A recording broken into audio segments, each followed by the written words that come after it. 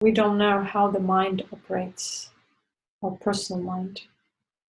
So the mind itself creates own traps in order to liberate ourselves from it.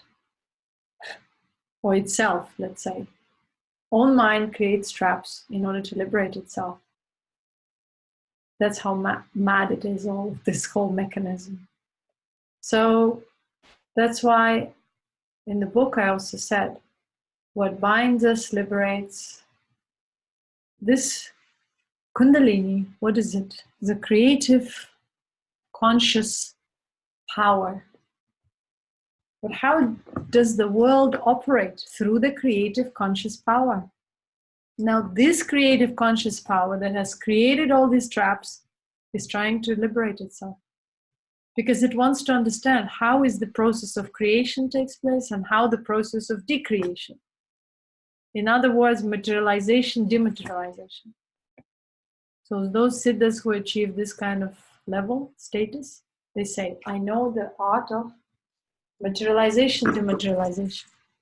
It means that they understood that how to paint on the canvas of reality, which is the space. So they've realized the space. That's why Tilopa said, the great symbol is Mahamudra. What is that Mahamudra? It's that space, the deep absorption into the space where the space doesn't move. And once the movement starts, it's again creation. When everything is still, it has never happened. That's it. All these symbols of yin, yang, other, what are those? Showing how everything is cyclical, but cyclical within the mind. So the mind, let's say, does this process of coming out of the stillness into action, and then from the action going back to stillness. It's called path. Once you understand that you are holding that all, what are you then? Are you stillness or you are action? None. Actually none. So when we talk about Tao, if you want to talk through the Taoist teaching, which is powerful Siddha teaching, then Tao is the space. Space is neither, it's everything, that it's the canvas that creates even, but of course we cannot materialize, or we cannot know the consciousness, let's say, as awareness. We can't know it. We can only know it when it becomes the conscious space. So you cannot say that awareness exists. It's there, it knows itself. But once it's manifest, it becomes conscious space. So on this conscious space, everything happens. Conscious space can be still, or it can be in action through vibration. It's a little bit more complex than that, but different frequencies, different vibrations.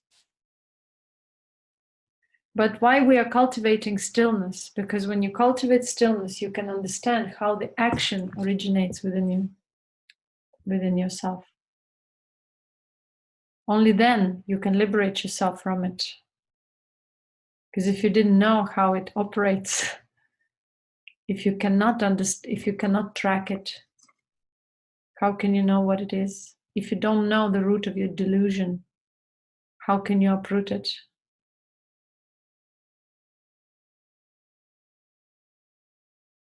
If you cannot admit that I am delusional, and delusion actually sometimes looks like a normality, actually at this day and age. So you have to be a little bit mad to pursue on the path. Like, Tilopa and Naropa. They were doing crazy things. And many other siddhas. a pinch of craziness has to be there. What is craziness? It means I can let go, I can flow, I can accept things that most of the rigid minds can't. So a bit of craziness should be there. I actually wrote about it also, that this path is very beautiful, blissful, nice, sweet, a bit mad, sometimes crazy. If you don't have that, your mind will find something, some niche, something where, you know, like a chicken in a chicken coop, you know, they find a perch and stay there. So, and they feel comfortable there. The same will the mind do. It will fly around for a while, explore, and then it will find that static place. And it will think that it has achieved everything because it's warm and safe. But true spiritual path means unlimited. Because if you want to really understand what means the sky is the limit, or there is no even sky, which is the limit, you have to understand that you cannot run away from experiences. You have to embrace them. You have to perceive the flow. You have to understand what you do to create all these things. You have to be that experience.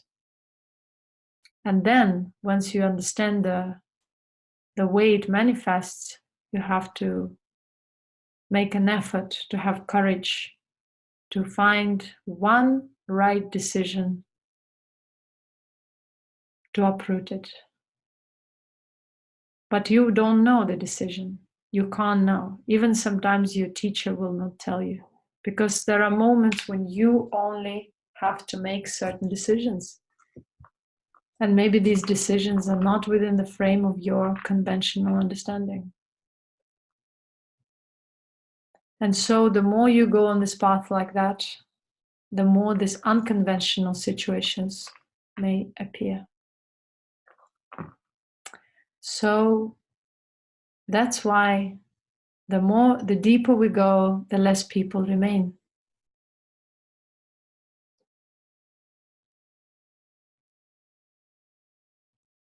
Because sometimes we need to really lose something in order to regain the value of it.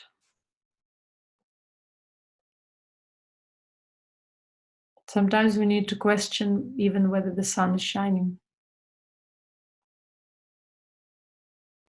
And then the question arises, what keeps us on the path? What makes us actually go along this? And I don't mean by path going from teacher to a teacher, or reading books, or doing all this nonsense. No. If you really understand the path within, no matter how challenging things can be, what keeps you on this path?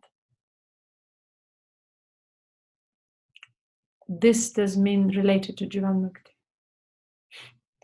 On the path means the path of self-discovery, or whatever you name it. Self-refinement. Is it avoidance? Is it fear?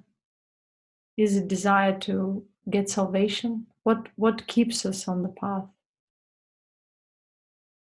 You see, something that is our essence, we usually take for something not so important. That something is that very root of you that keeps you pushing. It's your own consciousness that is maturing and says, I can't take this certain things and falsehood within myself.